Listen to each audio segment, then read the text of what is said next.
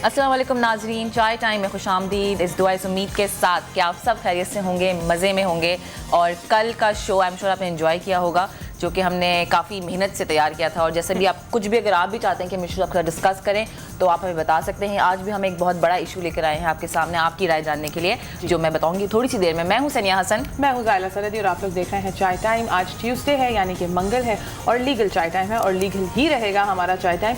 हम हर different aspect of legality पे बात करते हैं, पाकिस्तान से मुतालिक जो भी हमारा लॉ सिस्टम जिस चीज़ के ऊपर, जिस फैसेट ऑफ लाइफ के ऊपर डील करता है, हम डिफरेंट चीज़ें आपके सामने लेके आते हैं। लेकिन एक ऐसी चीज़ जो सनिया भी आपको कह रही थी वो बहुत इंपॉर्टेंट है और सरेआम है, हमारे सरों पे रहती है, हमारे नज़रों के सामने रहती है, लेकिन बहुत लोग उसके बारे में बात तो करते हैं, कुछ कर नहीं कर पाते, किसी तरीके से वो ख़त्म नहीं हो रही। सनिया क्या चीज़ है वो? अच्छा, मैं समझी ज़ायला बता देगी, but that's very sweet of her.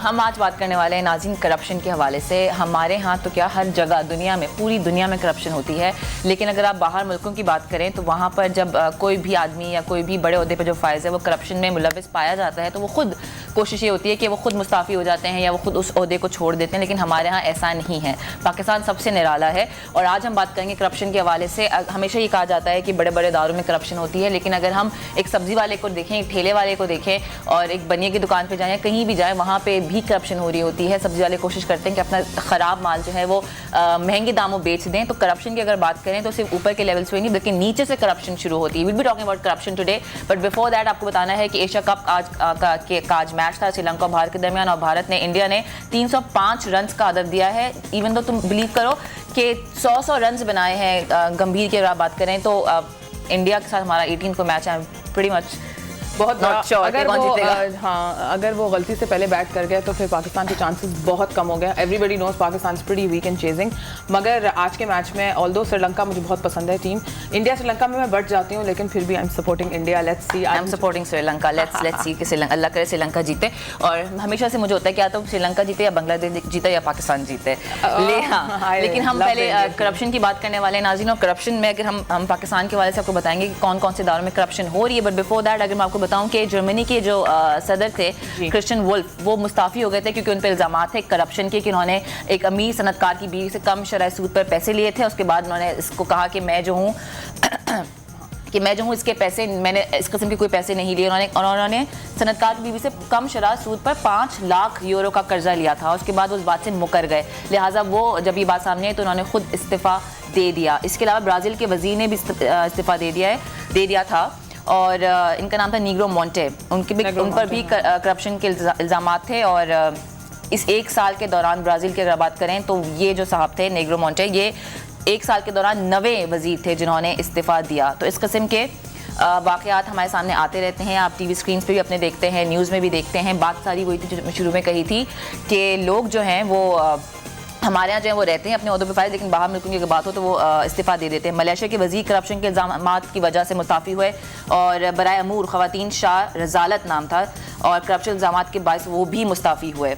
और उन पर यह इल्ज़ाम था कि उन्होंने सरकारी जो के पास पैसा था उसको गलत इस्तेमाल किया, अपने इस्तेमाल के उसको उन पैसों का इस्तेमाल किया, तो ये भी मुस्ताफ़ी हो गए थे। सरकारी पैसे और गलत इस्तेमाल, ये चीज़ें ऐसी चीज़ें हैं जो पाकिस्तान में तो इतनी आम है कि हम लोग तो जो लोग करप्ट करके पाकिस्तान को डूब के, खा के, काट पीट के चले जाते हैं, उनको हम वापस इलेक्ट कर लेते हैं और वो वापस इलेक्शन के लिए खड़े हो जाते हैं। और कुछ ना कुछ लीगल इश्यूज होते हैं जिनकी हम बात भी करेंगे, जो जाहिर होते हैं, रातों रात वो पास होते हैं रेजोल्यूशन, और दूसरे दिन जो हैं वो जो इतने बड़े ओहदे पर लोग बैठे होते हैं जिन्होंने पाकिस्तान का मलियामेट कर दिया होता है, वो हर चीज़ से साफ होकर वापस आ जाते हैं और सीट पे बैठ जाते हैं। किस किस्म की करप्शन है? क्या ये करप्शन से कोई वापसी है पाकिस्तान की?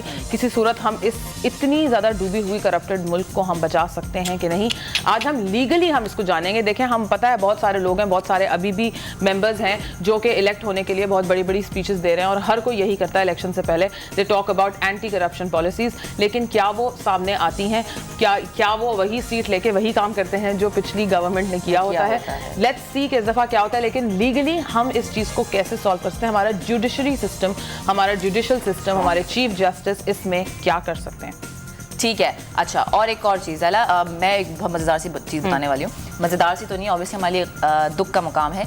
रिपोर्ट्स आती हैं हर साल कि कौन सा मुल्क कितना करप्ट है, क्या चीज़ें हैं, और पाकिस्तान नाज़रीन उनमें से शामिल है। टॉप करप्टेड मुल्क में पाकिस्तान जो है उसका नंबर आता है 17th पे। इसके अलावा भी बहुत सारे करप्ट मुल्क हैं, लेकिन अगर मैं आपकी बात बताऊं कि ट्रांसपेरेंसी इंटरनेशनल रिपोर्ट है पाकिस्तान की, उसके मुताबिक सबसे ज़्यादा करप्ट तरीन इदारा जो है नाजरीन वो है पार्लियामेंट। हमारा हक नहीं है करप्शन पे, हमारा हक नहीं है करप्शन पे, हमारा हक नहीं है, औरों का है। जब एक कल्चर बन चुका है, आपका हक है, बिल्कुल हक है। देखें जिन्होंने किया, अब ये कल्चर बन गया है। अगर जो नहीं करता वो तो नुकसान कर रहा है अपना। पाकिस्तान तारीख के एक नाजुक मोड़ से गुजर रहा है।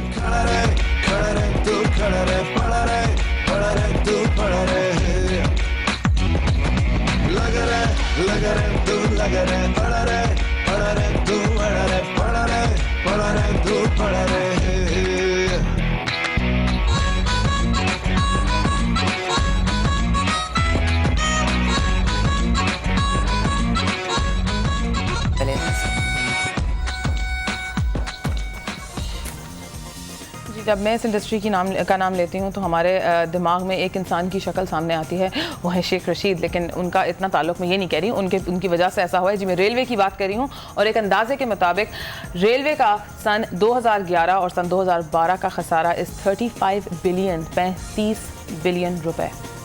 जी, और मैं सोचती थी ज़्यादा, जिस तुमने भी बताया रेलवे के करप्शन की अगर बात करें तो रेलवे तो बहुत ज़्यादा खसारे में, लेकिन अभी ये जो एक पॉलिटिकल लीडर थे जिन्होंने एक बात कही कि करप्शन हर कोई करता है तो हमारा भी हक है। नहीं, हमारे यहाँ पाकिस्तान में लोग they have the audacity to say that कि हम करप्शन कर सकते हैं क्योंकि सब करते हैं। दूसरों ने किया है, दूसरों ने किया तो हम भी करेंगे। शहजाद राय का जो गाने में बहुत अच्छी बात उन्होंने कही कि जिसने करप्शन नहीं की इसका मतलब नहीं कि उसको मौका नहीं मिला अभी तक।